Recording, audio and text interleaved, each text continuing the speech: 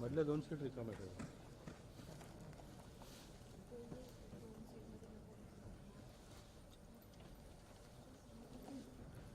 Thank you very much.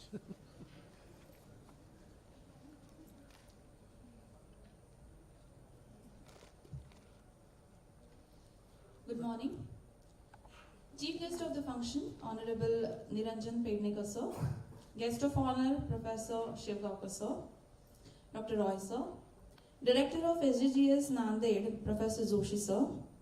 IEEE Pune Section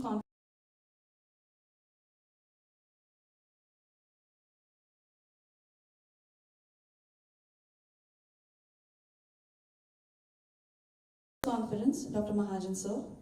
Conference Chair, Dr. Vibha Vyas ma'am. Honorable Principals, HODs from various engineering colleges, respected IEEE and AICTE members, our industry sponsors, authors, faculty members, and their students. Department of ENTC, COEP Technological University, Pune, in association with IEEE Pune Section and SGGS Nanded College, with great pleasure, welcome you all for the inaugural ceremony of 2nd International Conference on Signal and Information Processing, ICON-SIP-II 2022.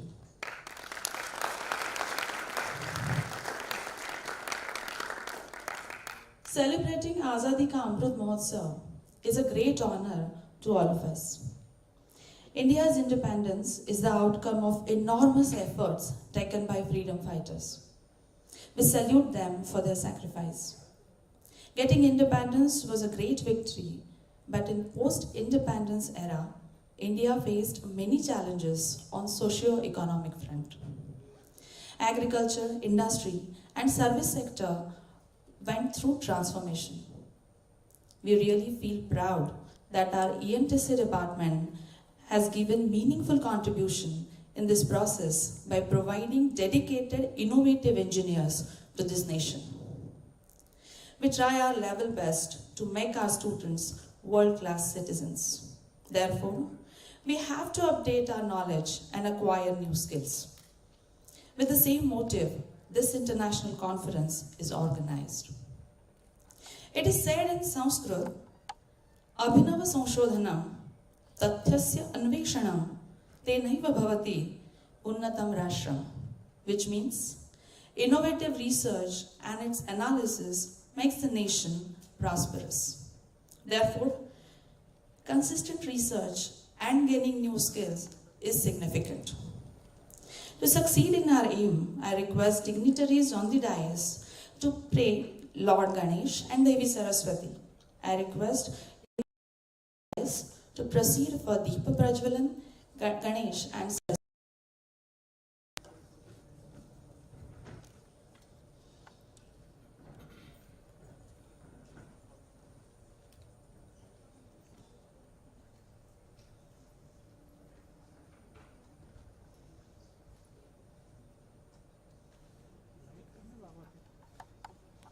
White balance बदलून घेतलं. मागे screen चालू आहे.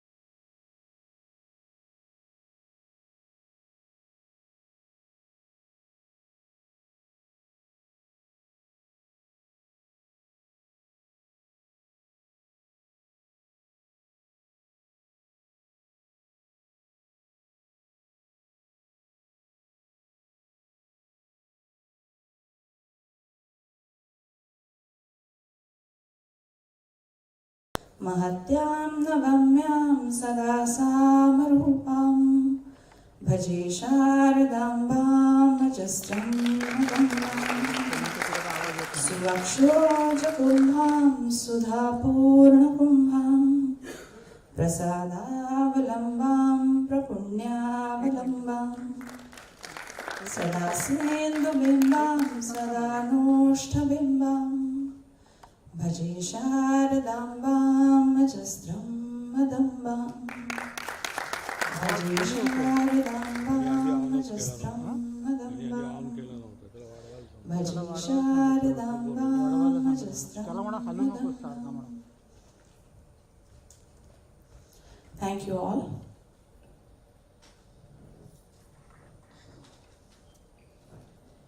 I would now like to request our student Pranav Datar to sing COEP Geet.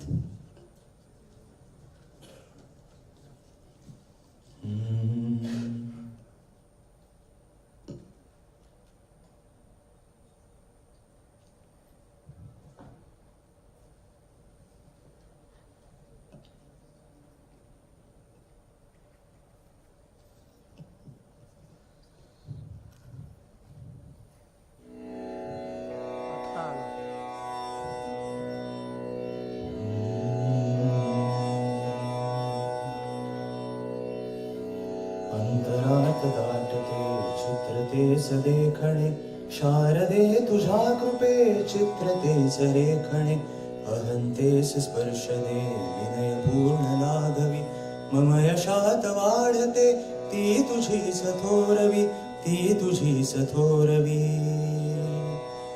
येथे परंपरेचा अभिमान व्यर्थ नाही सामर्थ्य सत्य चित्त कोणास वंद्य नाही कोणास वंद्य नाही आजचे अंकुर उद्याच्या आसमंती सूर्य होती प्राक्तनाची शिवधनुष्य राम इथले ध्वस करीती ज्ञान येथे सर्जनाची कास धरिते निर्मिताना माणसाला माणसाचे भान आहे चालताना भान आहे चालताना विश्वस्त झेप आहे येथे कलंदरांची सृजनात धुंद होणे येथे तर्क नाही येथे तर्क नाही पंथ आहे नेहमीचा गुरुवंतांच्या बळाचा पालकांची थाप आहे विनय ही निश्राप आहे या शाळा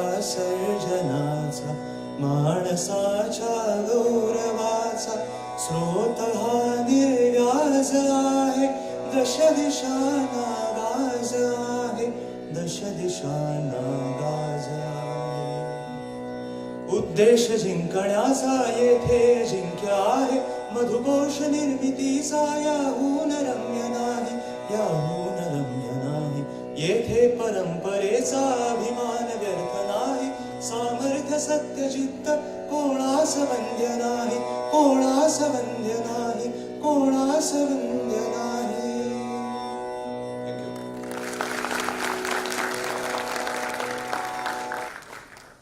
Thank you, Pranav. I would now like to request HOD of ENTC department, Dr. Mahajan sir, for his welcome speech.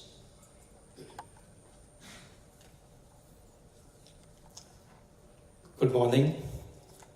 Chief guest of today's function, Mr. Niranjan Ped Nicholson, who is the Chief Scientist and Head Media and Advertising Research Area at TCS Research and Innovation.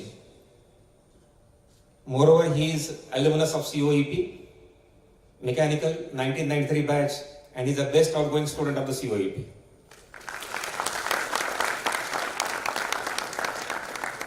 Guest of honor, Professor R.K. Shivgaonkar from IITB Mumbai, former Vice Chancellor University of Pune, former Director IIT Delhi, and also former Vice Chancellor Bennett University. Professor M.S. Sutavane, Director of COEP, Professor Y.V. Joshi, Director of HGS IIT Nanded, Professor V.S. Deshpande, Director of VIIT, and Conference Committee Chair of IEEE Pune Section, Dr. Vibha Vyas, Program Chair, invited guests from academic institutes, experts from the industry, sponsors of the conference, HODs, deans and faculty colleagues from COEP, and most important, the authors of the papers who are going to present their research work, and my dear students.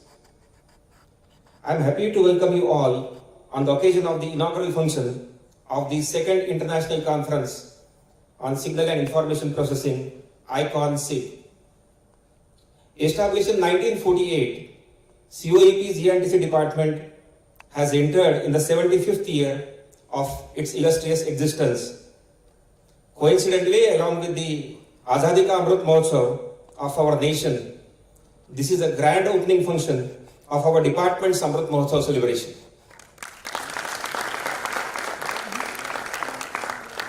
On this special occasion, we are getting the blessings from the best teachers like Professor Shevgaonkar, Professor Gadre. Even though Professor Gadre is not here today, he will join the meeting in online and he has recorded his message and sent. We'll see that message also. Professor Dattarai, Junior Dattarai, we also, Senior Dattarai also, their blessings are there. Thank you, sir. Distinguished engineer and our own alumnus, Mr. Niranjan Ped Nicholson, and all of you. The department is fortunate to get the best students and teachers. The department is heading high in terms of both quality and quantity. Department is known for quality education and research. Number-wise, also we are improving. The sanctioned intake of UG program is intake by 25% this year and will be 75% from this academic year. The first international conference on signal and information processing was hosted by SGGS Nanded in October 2016. It was then decided that COEP will host the second ICon-SIP. The planning of second ICon-SIP started long back in the year 2019, but due to pandemic, we have to postpone the event twice. Each one of us wanted this conference to be conducted in offline mode. Offline is not correct word, we can say face-to-face mode, as we believe that the face-to-face interaction has a better impact and than the virtual meet. Though we allowed both modes for paper presentation, in this conference, more papers are in offline mode. Another unique feature of this conference is that this is the Women Empowered Conference. You might have observed this, that all the lady faculty members of our department are the main driving force of this conference, and as a team they have been taking lots of untiring efforts for the successful organization of this conference. I appreciate their efforts. Please give them a big round of applause.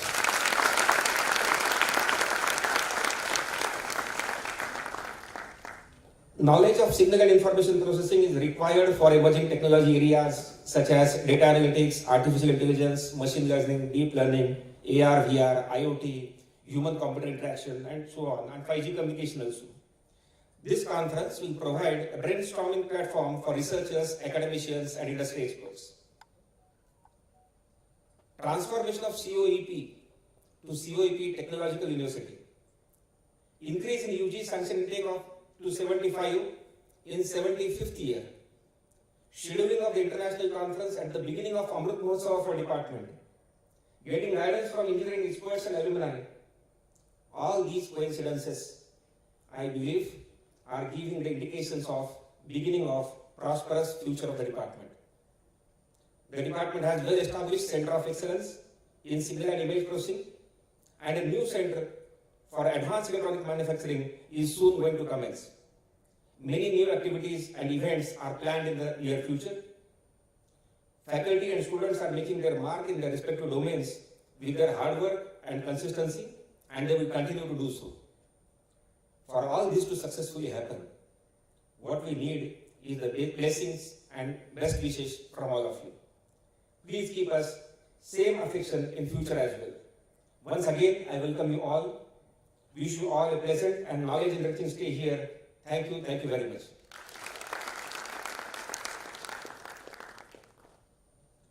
Thank you, sir. May I now request Conference Chair, Honorable Dr. Vibha Vyas ma'am, to unveil the objectives of this conference.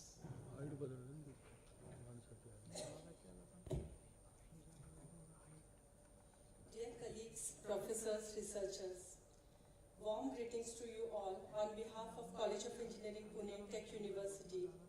I would like to express my sincere gratitude and welcome you all to the second International Conference on Signal and Information Processing 2022. My hearty welcome to Mr. Niranjan Ped Nicholson, our chief guest, and our guest of honor, Professor R.K. Shegaonkar from IIT Bombay. I honorably welcome our keynote and invited speakers, Dr. Sumantri Datta from IIT Delhi, Professor Ajay Agrawal from IIT Jodhpur, Dr. Sorin Oluri from France. We owe them an immense gratitude for their dedication, wisdom, professionalism in putting together scientific and technical proceedings. These proceedings not only impact on current research of the conference participants, but will also contribute to the archival material to which future generations of researchers of signal and information processing will be returning for years to come.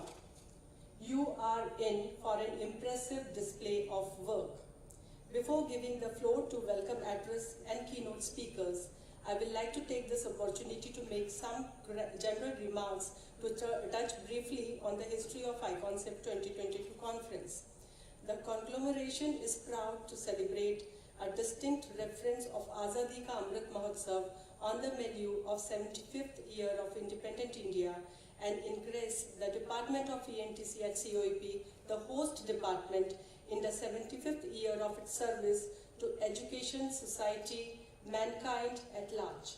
The ICon-SIP International Conference was held first time in Sri Guru Gobind Singh Institute of Technology in collaboration with COEP and SVU College of Engineering, Tirupati in 2016. This conference was technically supported by IIT Bombay section and financially supported by TechVip. ICon-SIP-22, a second in series, aims to provide a collaborative, enlightening and encouraging platform for its participants towards exchange of their innovative ideas. Also, exchange of enrichment of domain knowledge and expansion of community network is also on cards. Following its all milestone practices in its first iteration in 2016, ICon-SIP-II in 2022 invites academicians, researchers, leading scientists, engineers, practicing experts from wide range of technology discipline all over the world to showcase their work in association with recent advancement in multidimensional signal and information processing and associated applications. ICon-SIP-II will be a wonderful opportunity for the participants to interact with globally renowned authorities and contributors in the respective field. The conference is being organized and hosted by Department of Electronics and Telecommunication, College of Engineering Pune in general, and Center of Excellence in Signal and Image Processing at ENTC department in particular, which was established with the collaboration of MHRD World Bank under the project TechVip. Major tracks are as follows: signal, image and video processing, machine learning, AI for signal processing for VLSI and communication. The technical tracks are envisaged to encompass intricate allied areas which include image generation, information processing, image-based modeling and algorithm, motion tracking algorithms and applications, segmentation recognition, adaptive signal processing. Many things are there, and so on, including audio processing, 3D imaging, clustering techniques, and so on. Our mission is to provide a valuable international forum which is focused on how latest developments on signal and information processing can be improved efficiently and effectively for diverse services and operation. We also have mission to start information and also to give insight and support the formulation of information technology strategies, laws, policies and practices. Our mission is also to facilitate the exchange of ideas, knowledge and experiments by holding some conferences like this, expanding member networks, creating high value content and gaining further visibility of our work while communication means. We have values of networking, professionalism and innovation. We have humongous amount of paper submissions, out of which 85 papers will be presented in the conference. out of which 52 papers are in person and 30 papers are going to be online. 30 extended papers from this conference are considered for monograph, would be made available to the researchers for extensive use. This is something obvious. Wars, global conflicts, and epidemics are the most horrible events in the history of humanity, but at the same time, they facilitate technological revolution in many areas, including healthcare. Same can be mapped for COVID-19 crisis. All would agree we all had and continue to experience challenging time with many restrictions applied. Talking about crisis, Brussels law says there is no crisis to which academics will not respond with the conference. However, fortunately, our conference is not devoted to crisis, but rather to the solutions. While concluding, I take the opportunity to welcome each one of you and express our gratitude for making time in your busy schedule to attend ICon-SIP-II 2022. I am certain you will be glad you did. The ICon-SIP-II 2022 conference is now officially open.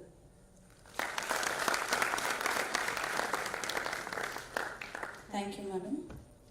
A leader is the one who knows the ways, shows the ways, and goes the ways. Integrity, insight, and inclusiveness are the three essential qualities of a good leader. COEP is very much fortunate to have such a great leader. I request Honorable Sultana sir to say a few words on this occasion.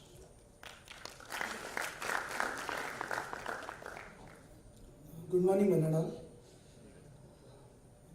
Dignitaries on the dais, iconic figure of teachers and researchers in the domain of electronics and telecom, Professor Shogavkar, our own Dr. Niranjan, 1993, best outgoing student from mechanical engineering.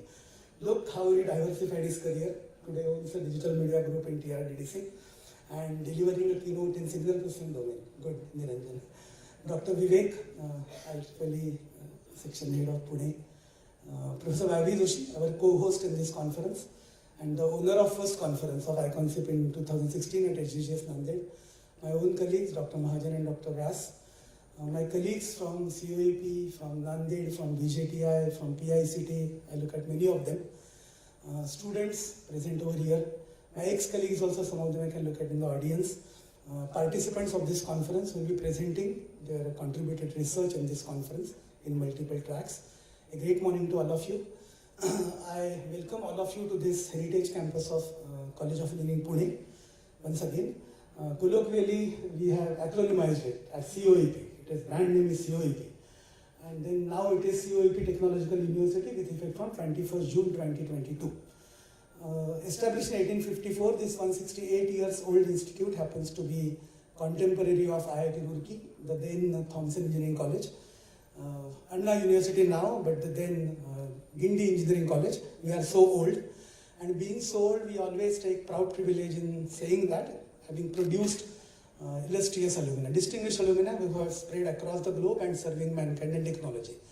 The list starts from none other than Bharat Ratna Mokshabandham Vishweswaraya, on whose remembrance his birthday every year, 15 September, we celebrate as Engineers Day. All of you know that.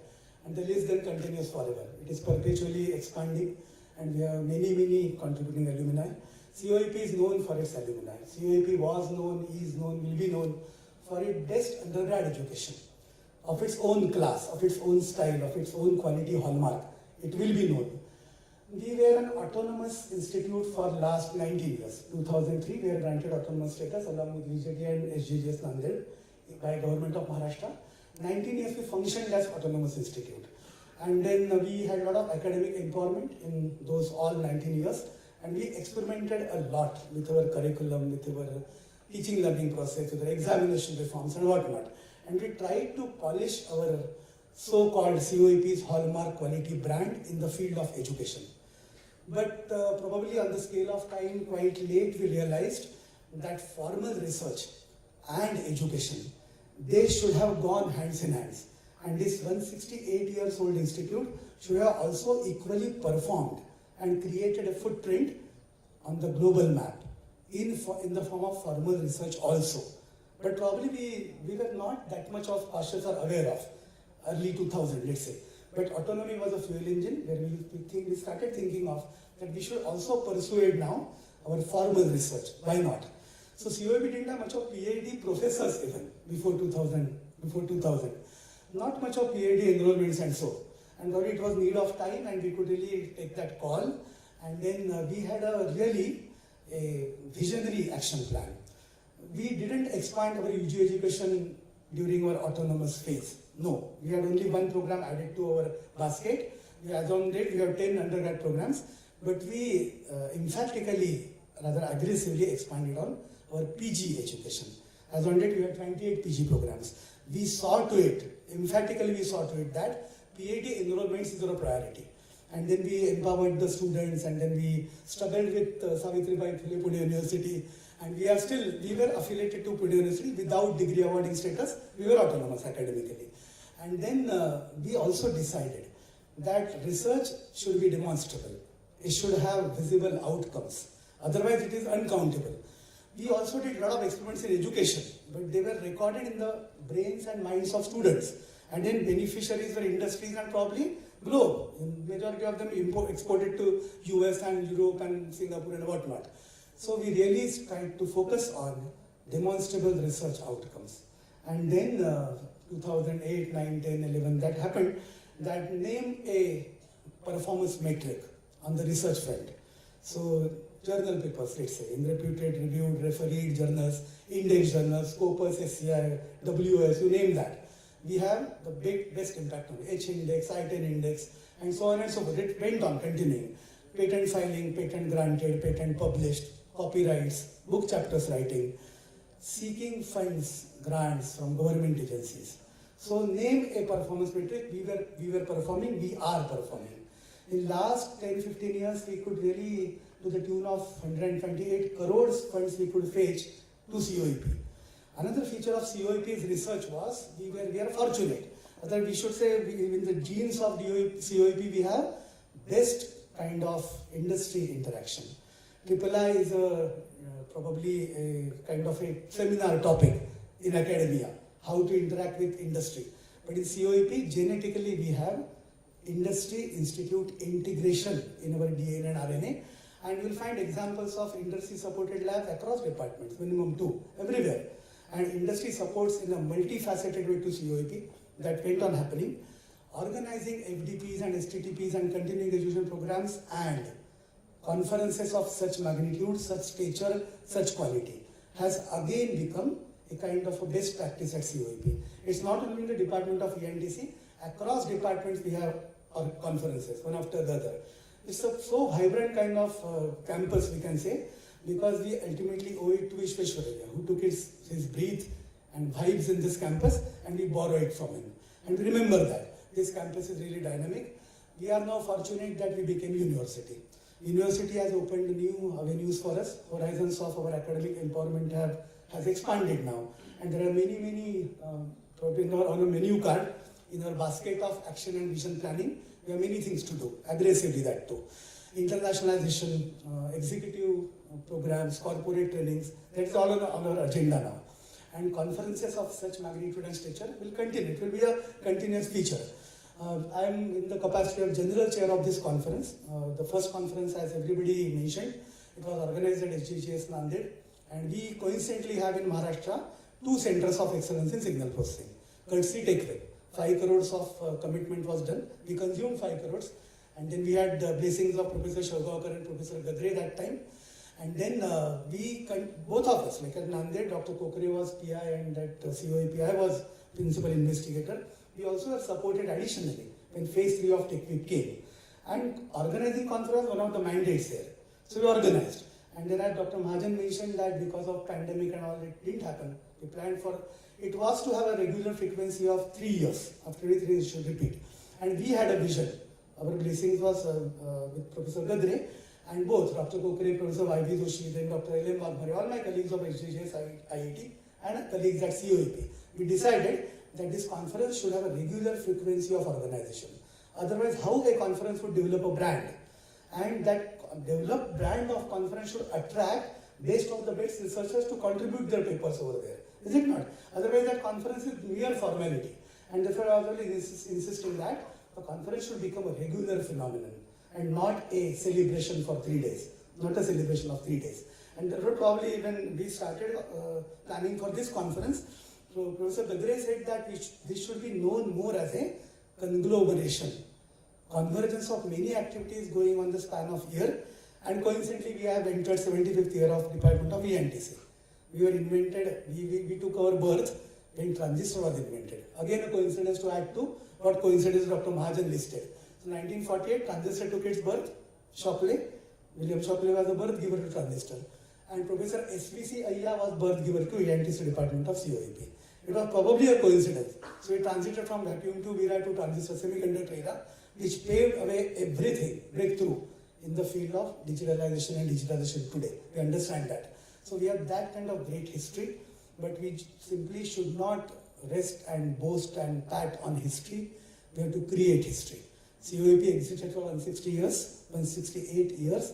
COEP University has to again make its big impact and everlasting impression on the global map.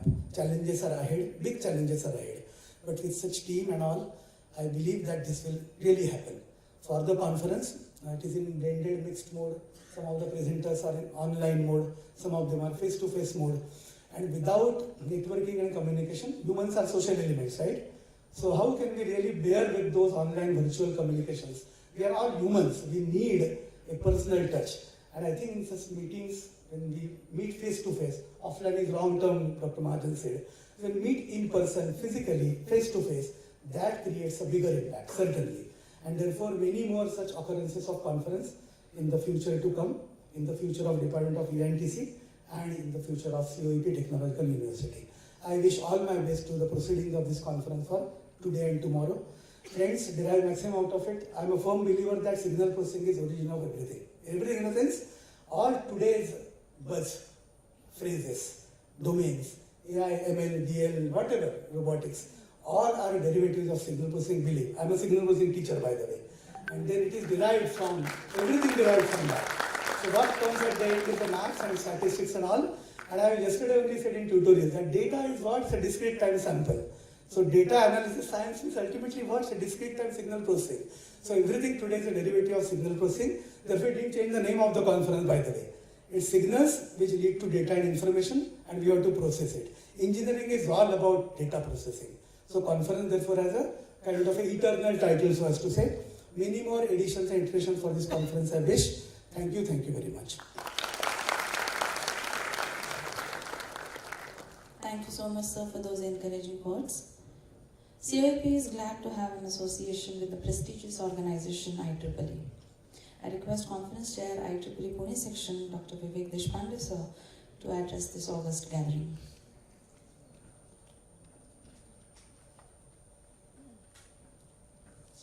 Thank you, ma'am.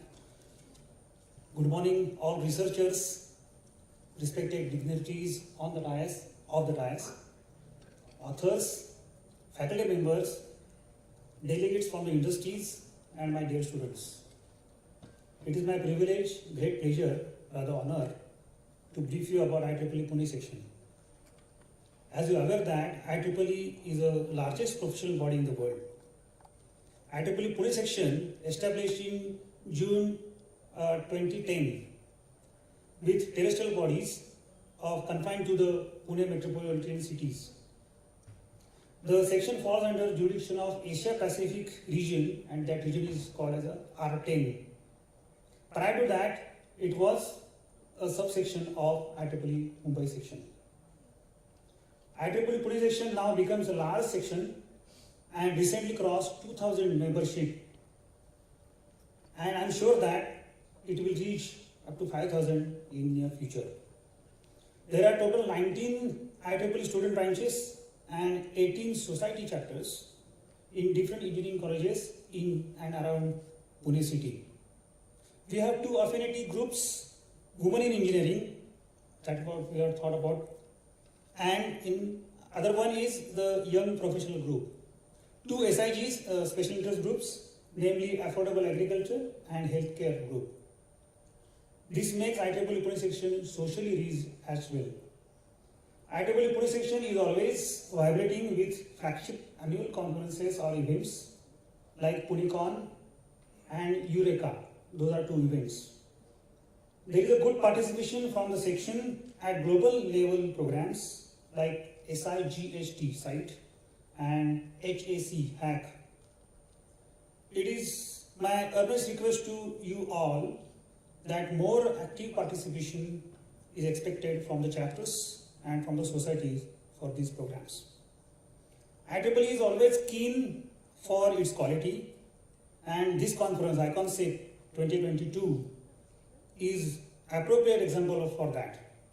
IEEE Pune section team is always with the team with the COAP for making it happen.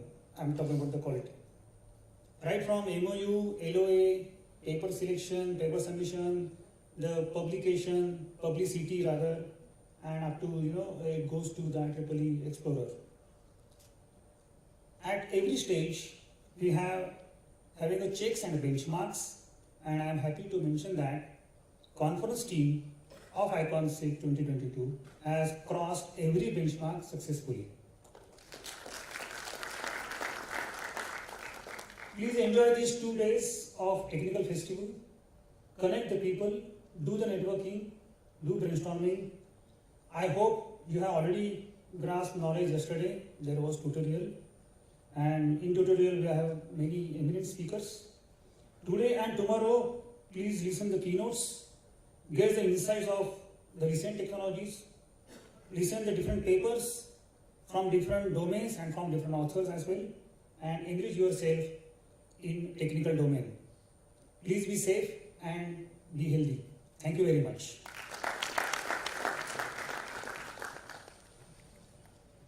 Thank you so much, sir, for your encouraging remarks. It is a great honor to welcome our dignitaries for the inaugural ceremony of ICon-SIP 2022. We have with us our guest of honor, Professor Shivgaonkar sir, who is an inventor, academician, who has a distinguished track record and is a role model for the entire teaching fraternity. I request Dr. S.P. Mahajan sir, Head of the Department, ENTC, to kindly felicitate Dr. Shivgaonkar sir.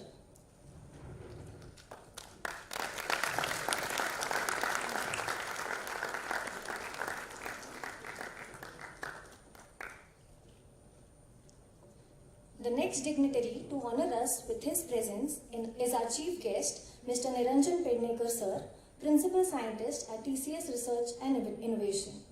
I now request our Honorable Director Sir, Dr. M.S. Sutaune, to felicitate Mr. Ped Nicholson.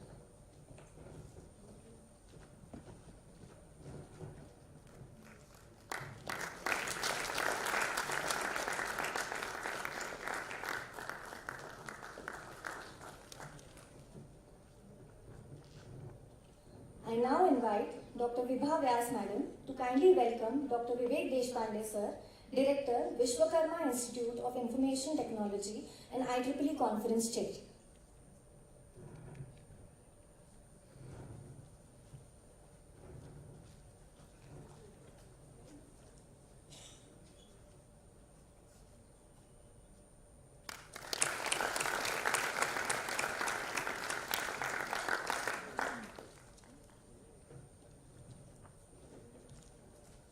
I now call upon Dr. Shilpa Medkar Madam to kindly welcome Dr. Y.V. Joshi, Director, SDGS Institute of Engineering and Technology, Nanded.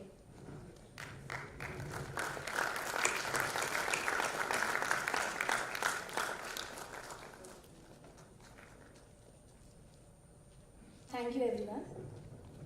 We are indeed fortunate to have Professor V.M. Gadre as our mentor, who has been associated with ICon-SIP since inception.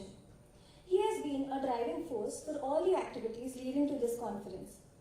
Due to some official commitments, he could not make it today. However, Sir is glad to share his wishes for the success of ICon-SIP through a recorded message.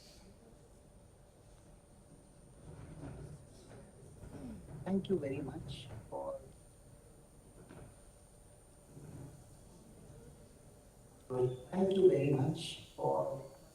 welcoming me to this conference, albeit virtually. I'm very happy to be a part of the second international conference on signal and information processing, which is being organized at the College of Engineering, Pune, very, very reputed institution in Maharashtra and in fact all over the country. I'm proud to be associated with institutions of such repute, and in particular the College of Engineering, Pune. I'm also proud and happy that in spite of the difficult times and the challenges that the recent pandemic has posed before us, we have come to a stage where we can organize this conference in person. I have been involved with the organizers, in fact, all through the pandemic, even a little bit before the pandemic, and even recently in planning and in envisaging what we can do.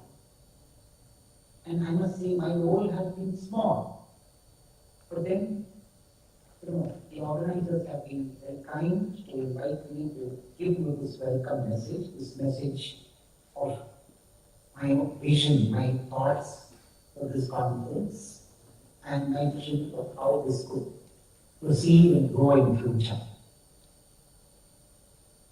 This conference, as many of you could be aware, is being organized as the second such conference. The first time it was organized was in 2016, and this conference is being done jointly this time again by SKTS Nanded, again an institution of great repute in Maharashtra and also in the country, and College of Engineering, Pune. This is the second edition of the conference. Both times it was done collaboratively between these two institutions of repute. But I would like to share with you some vision that I had when I participated in the planning of this conference. You know that there was uncertainty right until recently about whether we could have some activity in person or not, and whether at all we could have concentrated few-day event or whether we should spread whatever we are doing in the conference only over a long period of time. In fact, all through the pandemic, when I was interacting with the College of Engineering, Pune, I was suggesting to them that whatever we do in this conference should have long-term impact, and that I'm re-emphasizing. But one thing that a conference must do, particularly for an institution of repute like COEP, is to contribute to long-term status, long-term academic activity, and long-term growth. I believe ICon-SIP-II has the potential to do that. And in fact, I have been closely interacting with the organizers, the faculty of their department, which is organizing ICon-SIP-II, to ensure that whatever we do in this conference has a long-term impact in their department and also a long-term impact in the collaboration between SGS Nanded and COEP Pune. Now I want to take one step further. And in fact, in the future, I see this as a conference which will bring many of the best institutions in Maharashtra together, not only for the people of Maharashtra. It would be an international conference, but it would essentially glow from Maharashtra, if you ask, kind of understand what I mean. It would be a night that Maharashtra lights for the nation and for the world. I'm saying Maharashtra, I'm not trying to exclude other states, or that matter, other regions, or that matter, other institutes. I'm just saying that people in Maharashtra can begin and come together, and we hope one day it could become, an event where many institutions all over the country come together, maybe after some time even many institutions all over the world. But let's begin with Maharashtra, because that's a concrete step that we can take the way this conference has evolved. There was one thought I shared with the organizers. I said, we of course want to glitter and sparkle in what we do and what we present in the conference. But to my mind, the spiritual growth that comes from our pursuit of knowledge, that lies behind our pursuit of knowledge, is the source of such glitter and spark, to service the spirit of wanting to do something good, and not simply a superficial event where there is glitter and spark. Because that kind of superficiality dies out in a few seconds, in a few days perhaps. But the depth that comes from a spirit of service, the depth that comes from the spiritual progress, and when I say spiritual, I don't mean running away to some mountains, no.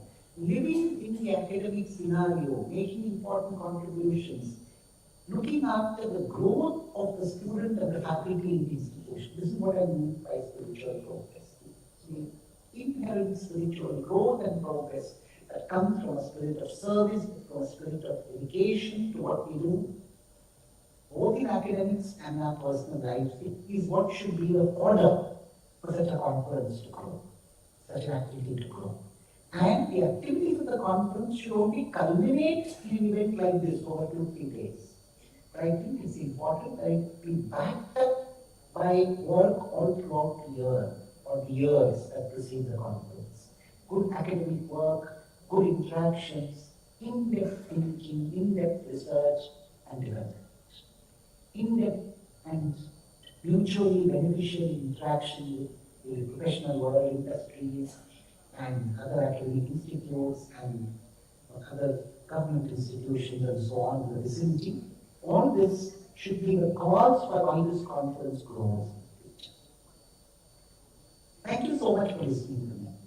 I wish to share this vision so that this conference only grows from strength to strength. Thank you so much. And my very best wishes for a very successful conference. Thank you.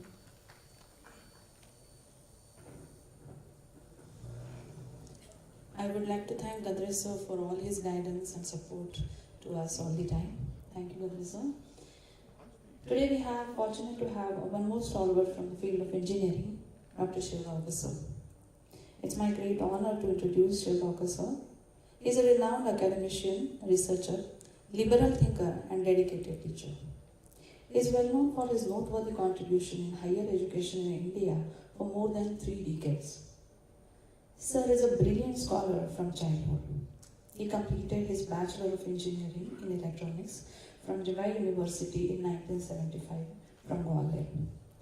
He was a gold medalist of the university. He then did his MTech in Electrical Engineering from IIT Kanpur with specialization in electromagnetics and optical fibers.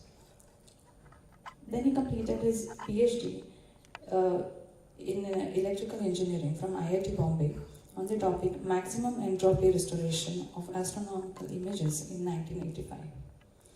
He has adorned various posts in top-ranking educational institutes. Sir was a Vice Chancellor of Pune University and Bennett University, Director of IIT Delhi, Faculty Research Associate with University of Maryland, US, and Visiting Professor with University of Nebraska-Lincoln, US, ETH Zurich, ISEP Paris. Presently he is working as the Professor Emeritus at IIT Bombay. He has numerous publications to his credit in various international journals and conferences. Shivgaonkar sir has authored 2 books, one on electromagnetic waves and other on transmission lines, which are published by Tata McGraw-Hill. His contribution in the field of engineering is recognized by various institutions and organizations in India and abroad. His recipients of numerous awards. In addition to his academic excellence, Sir has completed a bachelor's in music from Hindustani Classical Music University, Keragal. Sir is a Hindi poet and is fond of painting as well. We are really blessed to have such a great and versatile personality as a guest of honor for this conference. Sir is also going to deliver his keynote address after this inaugural session. We welcome you, sir. We are really glad to have you with us today. It's indeed a great honor. And I would like to request Shivgaonkar sir for his opening remarks.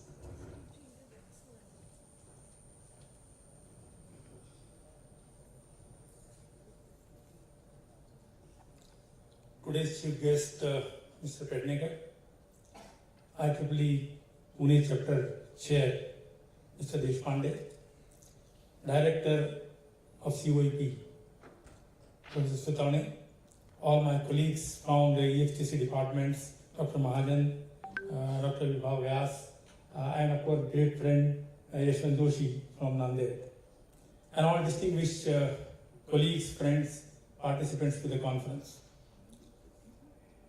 It is very nostalgic to come to this conference hall. I have been coming to this hall in various capacities for many years, more than about 15 years. When I was in Pune University, that time I used to come much more often. I even conducted certain workshops on the accreditation and various things in this conference hall. So it is very, very nostalgic to come back and visit all the old colleagues. So I see many colleagues in audience also, with whom I had close interaction. Dr. Vani was Dean of Engineering when I was in University of Pune. So indeed, it's a delight to be here. At the outset, I would like to congratulate first the COEP for becoming a university which was long due. In fact, it should have happened much, much earlier, because the infrastructure, the research capabilities, the faculty, the quality of the students, everything was always deserving to become an independent institution at the university. But nevertheless, now we are there. So my hearty congratulations to College of Engineering Pune to become a university. My hearty congratulations to the EXTC department also, because they are also celebrating Amrit Mahotsav. So not Azadi Ka Amrit Mahotsav, but Amrit Mahotsav for the EXTC department. So hearty congratulations, and this conference is organized at a very right time. In fact, if you ask for information, any time for the conference is the right time. Because conference, the information is something which is always very valuable. In fact, all of us are always doing three things. We are receiving the information, generating information, disseminating information. That's what we have been doing all the time. In fact, in the sleep, when we don't do these three things, we assimilate information and start dreaming something, in the night. That's what actually happens. So information is something, the pillar of today's world. In fact, if you look at the evolution of engineering, there are three major blocks came in the evolution of engineering in the world. One was, which was what is called the pre-scientific era. And that era was there right from the inception of civilization up to about 17th century. Nothing much happened. Engineering essentially meant only the civil engineering and maybe metallurgical engineering. Other engineers were not there. 17th and 18th century came the scientific revolution. When many other things came, the major transformation came was conversion of the energy.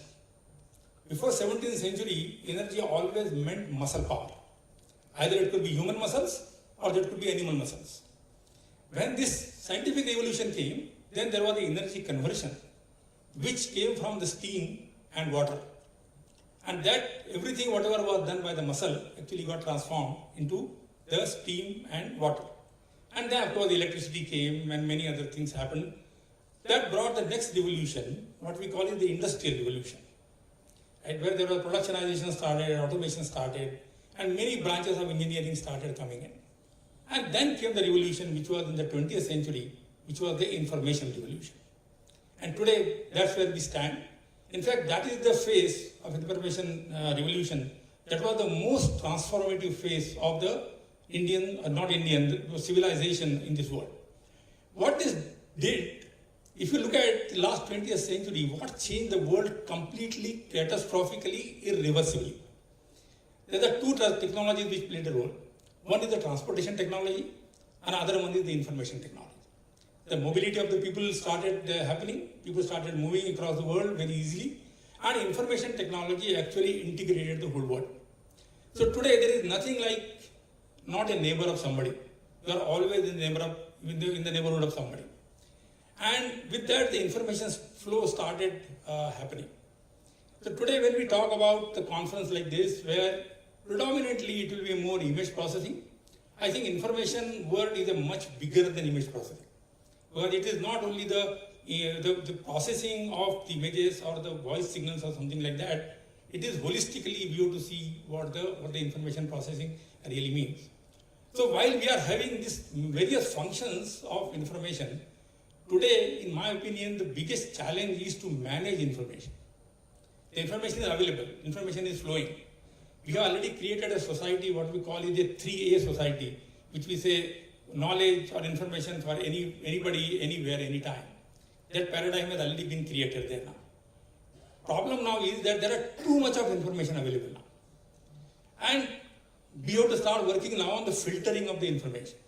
And everybody has to worry about the filtering of information. Because everybody is now exposed to all kinds of information. Right? And because of that, now unless you do the filtering of the information, we do not know what is the correct information and what is not the correct information. Thanks to the WhatsApp University, where everybody thinks he is the most knowledgeable person in this world, and he keeps getting messages and all kinds of things. And many times, these kind of messages, the news which comes, many times it is a fake. It is not even real news.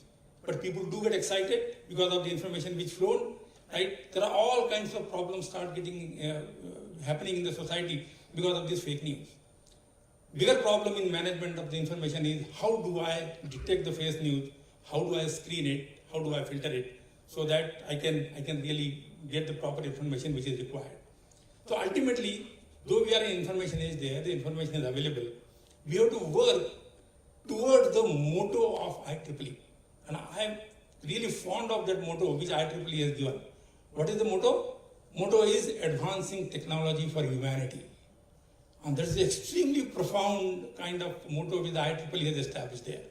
I think today we have to work in getting the information, channelizing the information, so that we can create toward development of a humanity as a whole.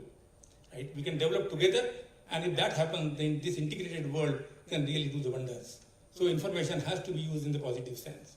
So this conference will address many issues related to information, but always keep in the back of your mind, we are working towards the development of the humanity as a whole. Thank you very much once again, and best wishes for the conference.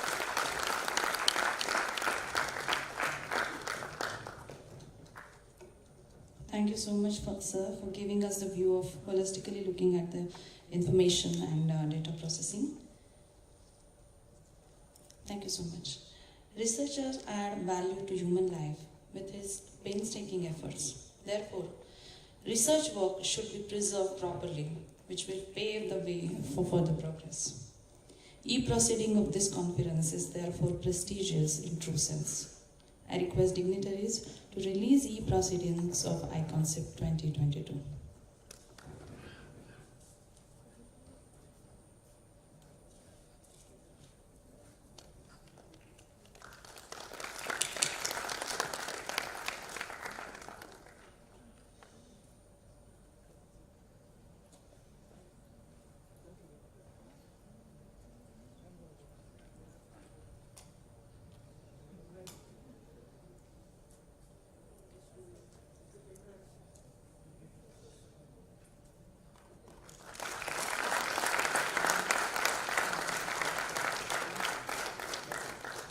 Thank you all.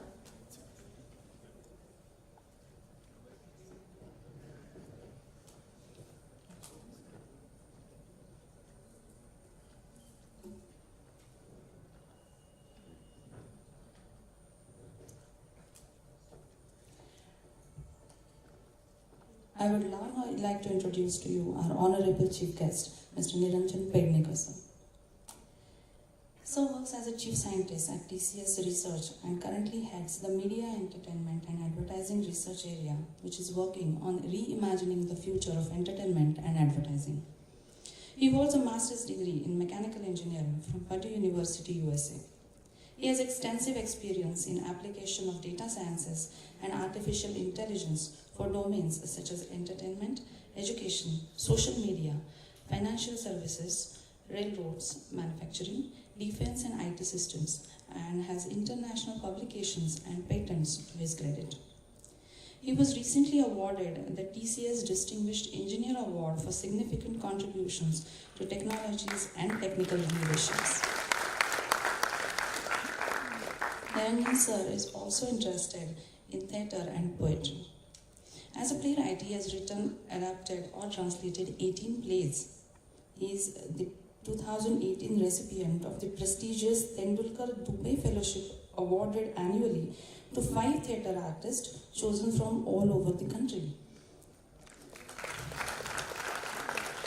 He conducts workshops on artificial intelligence, acting, direction, writing, and Urdu poetry, and has been teaching as a guest lecturer at institutions such as FTII, Lalit Kala Kendra, and also in Pune University. He has given various TEDx talks on experimenting with AI and scientific methods in theatre. We feel proud to have Niranjan sir as an alumnus and the best outgoing student of 1993 batch. We are really proud of you, sir, and we are really honored to have you with us today as the chief guest of this inaugural session. May I request you, sir, to please give us your inaugural speech.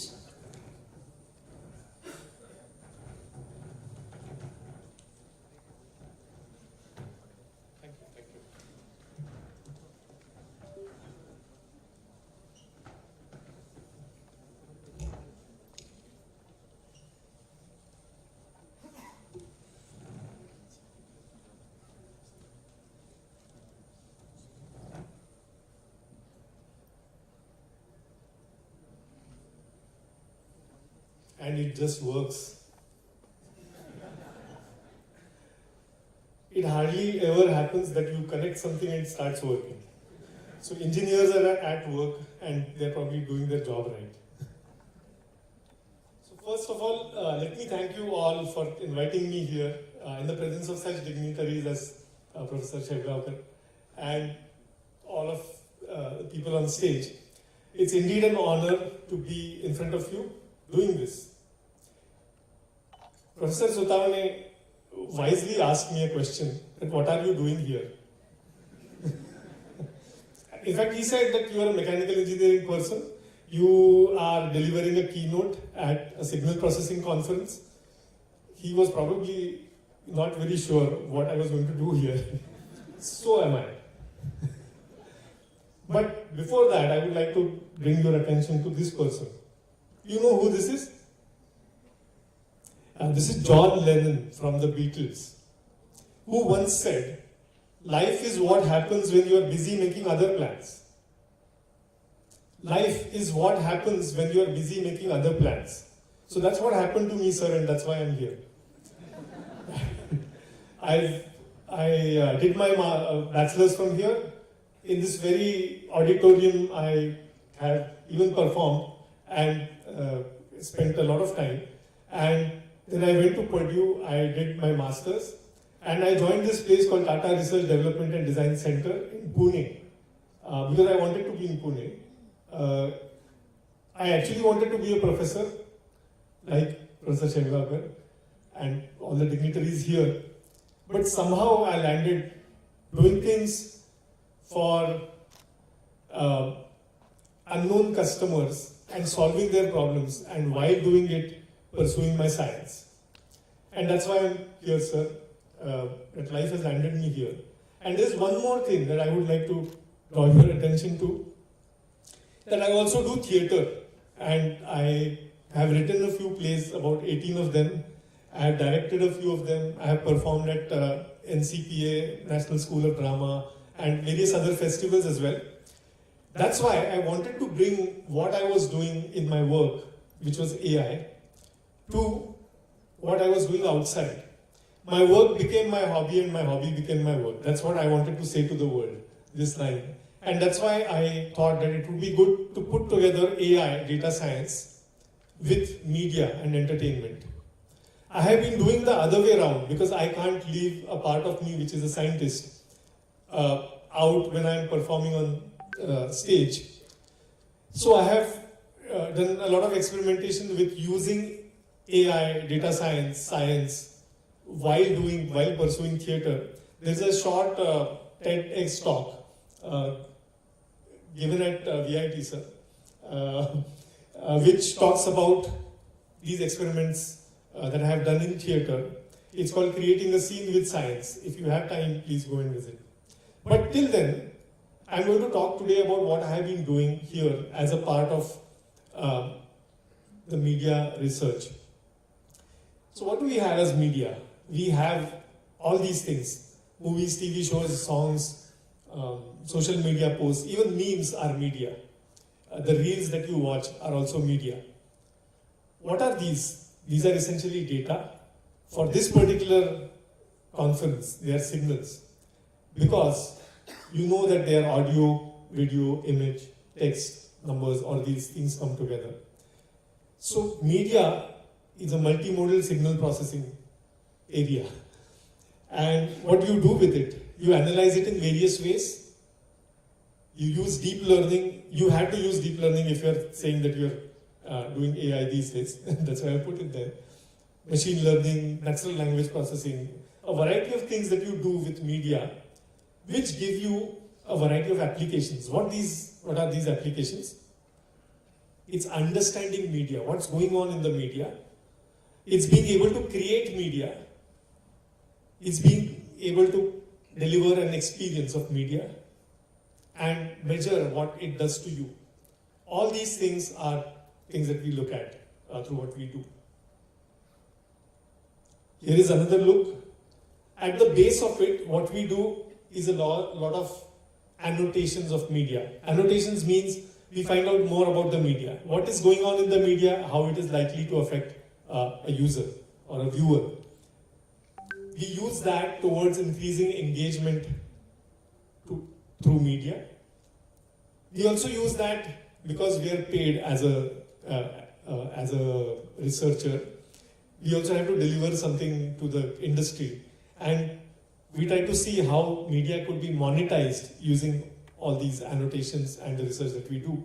And eventually we try to see how users feel about all this. Let me take you through the first problem that we took up. We came across a paper by Professor Shrikant Narayanan from USC. He is a signal processing guy. And his paper was in looking at how the profile of emotion goes up and down in a movie. Emotion is described on two axes. You can see there, it's called arousal and valence. Arousal means the intensity of the emotion. Valence means the polarity of the emotion. So they were trying to look at the audio video signals, the movie itself, and they were trying to predict whether we can predict the intensity and the polarity at each frame that was going. So we built a model, we thought of some features, we put together a model, and it gave us good results, pretty good results for the intensity itself. And we found that audio creates a lot of predictors for intensity. If you consider audio, it's affecting us all the time. So that's what we found. But valence, which is the polarity, it was not giving a good idea. And that's where we found you have to go back to this whole business of behavioral science. That you're solving a problem in media means that you also have to understand how humans perceive media. So we looked at this particular graph there. What it says is that whenever you're angry, it's a highly negative emotion, but it's also a high intensity emotion. Whenever you're joyous, it's a high intensity emotion, but it's a positive emotion. So you'll have something higher up on the y-axis and far on the x-axis, far right or far left. In the middle, you're not going to get much. Similarly, on the lower side of this y-axis, on the far side, you're not going to get much because a low intensity emotion is not very polarized emotion, right? So what we found is this is a psychology insight from psychology. And we use these as constraints, as losses in the networks that we were training. And we found state-of-the-art results in predicting both together, arousal and valence. We were happy and we thought that, yeah, this makes sense. And we came up with annotations for a variety of other things. For example, you see an ad. How do you feel by looking at an ad? Can you see an ad and find out automatically how it is supposed to make you feel? So we took a lot of information from the image itself. These are image ads. So we looked at what was written there. We looked at what emotion was conveyed by the person there. We looked at all the objects which were there. And we sent this to a text model. A text model. These days you have these language models. We sent it to language models like BERT and so on. And we found that we could do this prediction very, very well. So from just an image and some amount of text, you used a lot of predictors of different things, objects, annotations, I would say again, objects, activity, emotion, and so on. And the text version of it was a very good predictor of what the image was trying to convey, is what we found. We also we have worked on something where we understand the brand personality. For example, you take this brand Mountain Dew. It's a drink, and it's an adventurous drink. You go out with Mountain Dew. It's an outdoor drink. And then you take some content, like for example, you versus wild or man versus wild, you might have seen. That content itself is it's adventurous, it's outdoor. How do you make this connection so that you can place ads properly? Is what we have been looking at. Again, you have to look at images, you have to look at text, you have to look at what you can find, how you can annotate content such that you can make these connections. So we build models for these. I talked about annotations, but to create annotations it is difficult. Say for example, you take a football match. I want to find out where the goals are. I just want to find out from the given video, for example. I'll have to take a lot of data, I'll have to create models, machine learning models, deep learning models, and I eventually use a lot of GPU in the process and eventually find out where the goals are. Instead, what we tried doing is that we use these as low-level annotations, the standard annotations. Where is the face? Where is the person? What objects are there? Very standard annotations. And we used grammar on top of it, grammar called spatio-temporal grammar or spatio-temporal algebra, which is this object is behind this object. This object appeared after this object, and so on. And we tried giving some positive examples and negative examples and learn the rules. Learn these spatio-temporal algebraic rules so that you don't have to go through the whole process of doing the learning. And this has given us pretty good and efficient results, and we're publishing this pretty soon. Where would you use this? Say for example, if an ad has to be placed within a movie, you don't want that really, but businesses want that. So an ad has to be placed. You find out what is going on. You find out what, say for example, that's a scene from a desert. You find that out automatically. You find out how the emotion intensity and all these things are going up and down. And therefore, you find out where ads could be placed. And later, you also worry about whether it is going to disrupt the viewing experience. So you look at the visual style of what you're watching, and you render the ad in the visual style of what is going on. So here is how we have put this together. But a more interesting application is when the pandemic happened, we just wanted to try out this rule-based thing. And what we said is, can we put these messages, social messages, within content, entertainment content? Social messages are stay 6 feet apart, wear a mask while going out, avoid crowded places, and so on. So we took some inputs, media inputs, we annotated them, we made these rules on top of them, so that, for example, two people are coming together, we found queries or made queries or learned queries, and we found all the candidate places where a message like move 6 feet apart can be placed. So you see the interesting thing, two people are coming closer and it says maintain a distance of 6 feet. There was a case wherein there was a battle going on in Lord of the Rings, and it said avoid going to crowded places, and it's a battlefield where everyone battling. So what this does is that it creates a recall, because it is ironic that something, the message almost appears as a humorous thing there, and it creates more recall. So we found all the places where messages could be placed and then put an optimization on top of it I just want to place 3 messages in this program. How can I space them apart? So an assignment algorithm on top of it. So which was quite interesting. Where else would you use it? These days everything is personalized. You want personalized everything. You want my highlights for the match that I'm watching. So for example, if Messi is playing, I like Messi in football, I will get Messi highlights. Someone else likes Ronaldo would get Ronaldo highlights. How can I do that? So I can do a lot of annotations, simple annotations, but then I find out which are the most interesting moments, which are the most emotion-filled moments, using these annotations to create personalized highlights.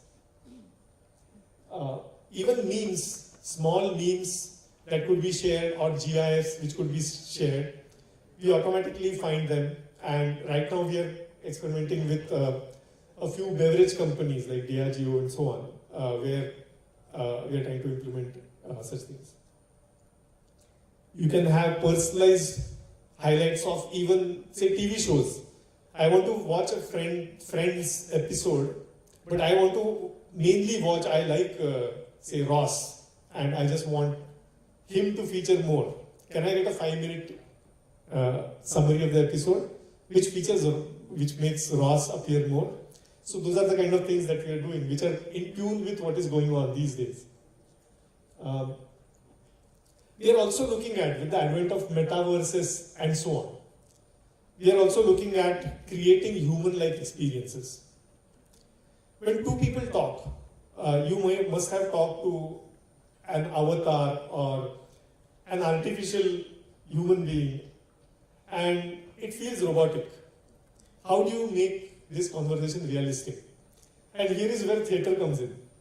When 2 people talk, how do they talk? So if I come and say, hey, hello, how are you? You can't say, I'm fine, thank you. You have to respond as, hi, I'm fine, thank you. And next day if I come and say, hi, hello, how are you? And you would say, I'm fine, thank you. You are not going to do, I'm fine, thank you. Because we naturally understand each other's behavior, and we give and take behavior. How do you make this happen with artificial human beings? So we created a particular text-to-speech generator, which can render speech in any sentiment, given sentiment on that arousal and valence. So this is joint work with IIIT Hyderabad that we did. And now, we can generate any text in a given sentiment. What we have to do is to find out how the other person is talking and then generate my text. So what we did is that we took a lot of conversations and we modeled characters. Say for example, a particular character, Joey from Friends again. We modeled Joey, how he responds naturally in an implicit way to the other person. And then we try to generate that behavior in an artificial human avatar. We are also working with a Canadian company, which is a very big animation company. What they do is that given speech, they can render faces very properly. So what we are now doing is that 2 people, a generated text using GPT-3, where the entire play is generated by machine, 2 machines talking to each other and making that play. All that we have to do is to change the initial conditions and the play changes. There's another, so this is the whole picture. There's another thing that we are doing is that given a photo, how do you render a 3D human being, which is quite close to that photo. I'll show an example from theatre now. So here's a play that I wrote called Sugandh Sadke Ki Mehkti Dastan. Sugandh Sadke is a manhole worker. He enters sewers and cleans sewers. His job is going to be replaced by a robot. And the robot just looks at him and learns the tricks of the trade just by looking at him. So uses reinforcement learning and so on. It's called the Ekalavya scheme, which the government is trying to bring in, where this robot will learn. What happens to Sugandh when the robot comes? Because he's happy that he'll be now coming out of this job and move on to another job. But then what happens? What else does the robot learn is what the play talks about. We wanted to create this robot. And what we essentially did is we tried live motion capture using frugal means. There are no markers here. There is only a person who is moving and he's also talking. But he's sitting inside the auditorium, he's sitting behind the curtain. What you see outside is an avatar of him. On the left screen you can see that an avatar actually gets created, and as he moves, the avatar also moves, and the avatar can also speak. So we are also trying these kind of things where two things are brought together. Would like a quick time check. How much more time do I have? Okay, sure. Some more applications. When you say that can art be created by machines? You have fascinating examples these days. If you want to go and check out, there is DALL-E 2 by OpenAI, which given a text prompt creates actual pictures, and they're beautiful. There is Midjourney AI, which generates scintillating fantasy-like pictures. You won't know that they have been created by a machine. Absolutely you won't know. You won't have an idea. When that is happening, what could we do? How could we still help artists? And what we have come up with is a way in which an artist can decide, can control how the generation happens, because here you can't control much.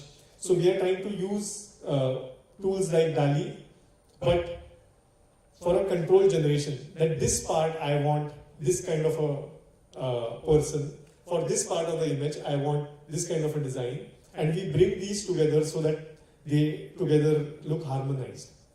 There are several several applications of this. Say for example, you see the TV there. If I am interested in music, so sir is interested in music, he'll get a musician there. He'll probably get an Indian classical musician there on the TV screen. Whereas someone else is interested in, say, football. The same image, the same branding now changes with someone who is playing football there. And this happens on the fly. This does not require humans to create 10,000 different versions of the same graphic. Humans create a few versions, maybe 1-2 versions of the graphic. And what the AI does is replace things on the fly. So AI creativity is good when humans can't take up the scale. Something that we were doing with Trinity College of Music once, it didn't go further because of certain data privacy considerations, that they take tests of music. And what they said is that we don't have enough musicians to take 4 lakh tests per year that we get. That's that high demand they have. That I play violin, and the person who is really good at music evaluates it. Can we use all the data that we have in the past, and can we create a testing mechanism? We said at least we can create a learning mechanism, because testing mechanism doesn't seem right. But if I play in front of the AI says that you're good here, you're not so good here. You overall get a score of 8 out of 10. Whereas the professional also might say something similar, is what we together wanted. But because they're in UK, there are some data considerations, data can't leave and so on. So it is parked right now. But these are the kind of demands that you get from the businesses. There are other things also, like can you take something as simple as you see Surf Excel.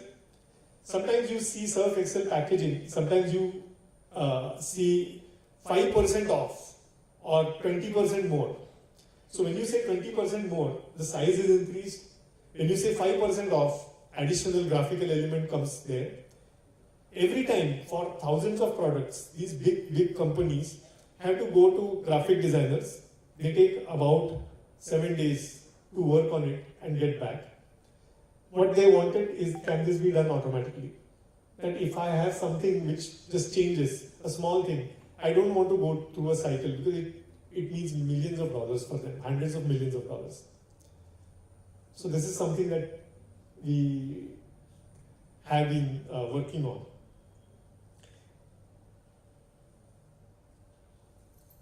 When COVID came, you had stadiums, but you had no spectators. So there was no spectator noise, and people tried generating noise in different ways. IPL tried generating noise. Some people put people and they were online adding noise. So one person just adding noise when a wicket fell and so on and so forth. What we tried doing is we took past commentaries, because commentaries also come with noise. We tried separating the commentary from the noise. It's source separation, as signal processing people know. So we tried separating these two, and then we tried learning the noise from the commentary. So that next time we have a commentary, we can produce noise. So now I'm just sitting here and now Virat Kohli is clean bowled. And because I know how this is how the crowd is supposed to sound, we are generating the crowd noise. So that's what we tried doing. It's published. There's also something that we said is that in live concerts or live events, say stadium atmosphere, you are sitting here at home and you want stadium atmosphere, you can't fully recreate it because there are people sitting next to you. Here is a friend who talks a lot, who is sitting next to me, and will talk a lot. There is a guy who is always pessimistic, sitting 3 rows behind, talking about the action that is going on. There is the other team, opposing team. There are people sitting and taunting us. All these things are there in the real stadium. So we are taking tweets as a match goes, and we are vocalizing those tweets in with emotions, creating speech out of it, and then we are spatializing in the stadium. So that's also one more thing. And even as you're watching something, there is a part where you're immersed in the space because of the audio. Can you still put advertising there so that it becomes a part of the audio, it becomes a part of the immersion, and it's stylized in that particular immersive audio atmosphere. You can think of applications in the metaverse. None of us know how the metaverse is going to work.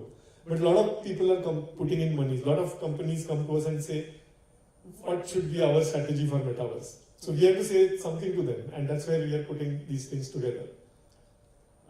So that's also one more thing that we are doing. So in short, sir, this is how the journey happened. For me, I was a mechanical engineer. I did masters in thermal engineering. I came back and I worked on mathematical modeling of thermal systems. So we simulated a variety of things, furnaces at Tata Steel and so on. Then simulated locomotives for GE, which pull a mile-long train and so on. So that gave me a stamp of being associated with railroad. Next time a railroad project came, they said, he knows something about railroads. What? They didn't worry about. But I was a part of that meeting because I could understand one or two things. They couldn't understand nothing. So then came the next project which said that here is data which we take on tracks. And there are 33,000 miles of track. We want you to look at this data and say the track is going to fail at this particular point in time. They also asked, do you know viable analysis? I had somehow done some probability things here, so I knew viable distribution. I knew that viable distribution is used for fatigue in mechanical engineering. Just based on that, they said, we are offering you this project. And then I developed a way to predict track degradation. And even railway in real time, where I for the first time used images and used a classifier on those images to predict whether the rail track was worn or not. And because of that, they had 30,000 miles of real-time rail tracking because of that algorithm. And they have not had derailments, which they were having before that. That's how my foray into the world of data science began. That you are a mechanical engineer, you understand the problem, you understand the where to some extent, you understand the gauge, but do you understand data? Yeah, as an engineer, you need to understand data. And that's how it started. And then things put together, I worked on a variety of things, given that I could solve a real life data problem, a data science problem. And all these came together from different disciplines. So for solving any problem in real life, you just need multiple disciplines, especially today. Especially today, you need even behavioral science in what you're doing. You need to know a few things about civil engineering. You need to know a few things about even management. You need to know signal processing. You need to understand data. You need to probably just need to know computer science. You need to know so many things, and all that comes together in solving a real life problem most of the times. That's what I would leave you with. I thank you again for giving me this opportunity. I'm honored. Thank you.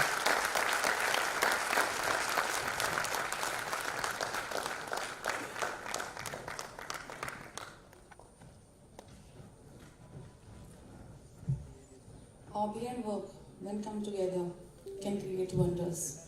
And I think you are the live example of this, sir. Thank you so much for sharing your research work with us.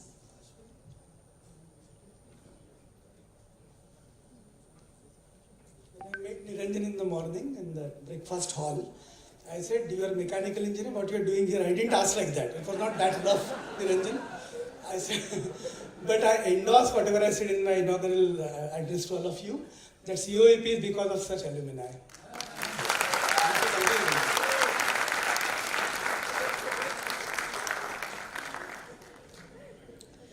Thank you once again. May I now request Dr. R.D. Joshi Madam to propose vote of thanks.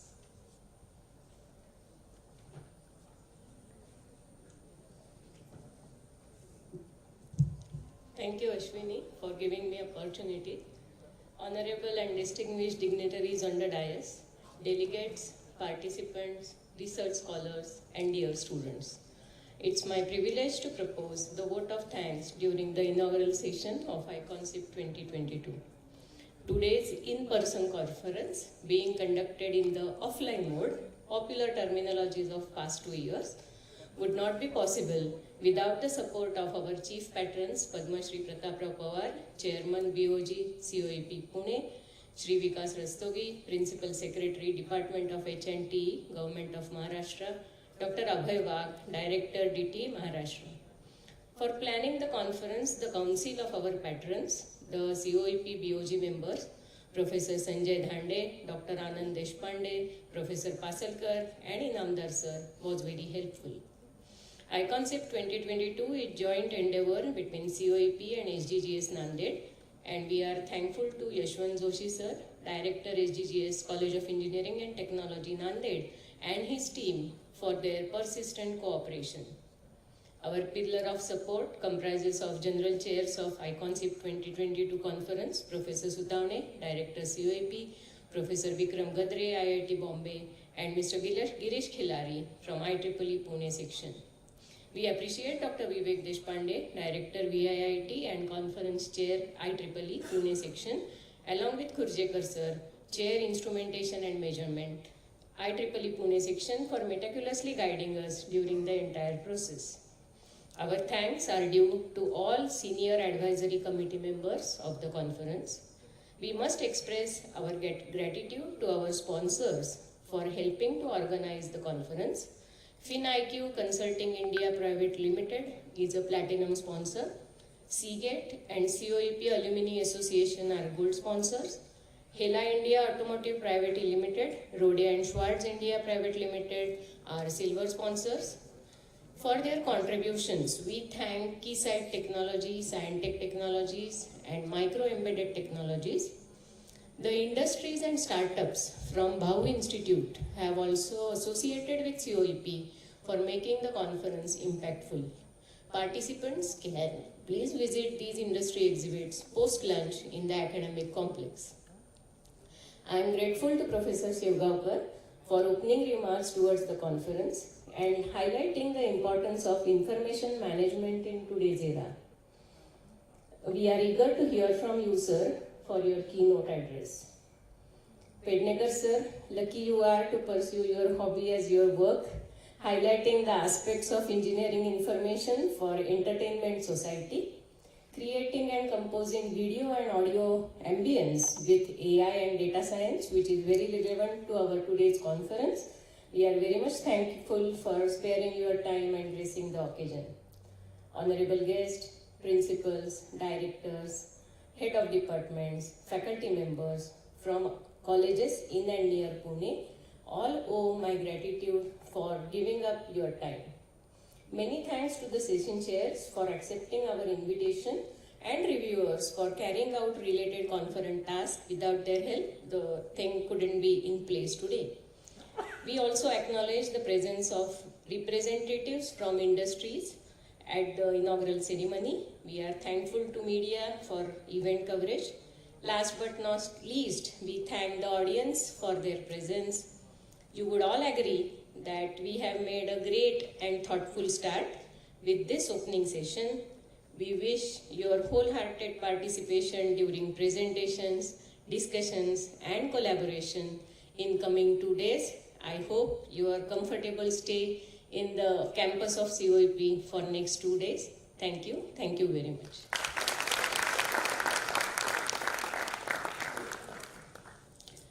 Thank you, madam, and thank you all for joining us for this inaugural session. But before we conclude, I have few announcements to make.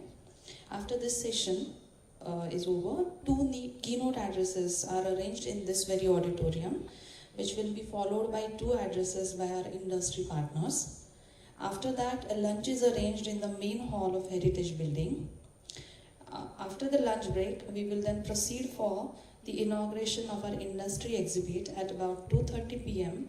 At the hands of our Honorable BOG member, Shri Sanjay Inamda sir, arranged in the academic complex. And all this will be followed by the paper presentation, which will start at 3 p.m. in the main ENTC building.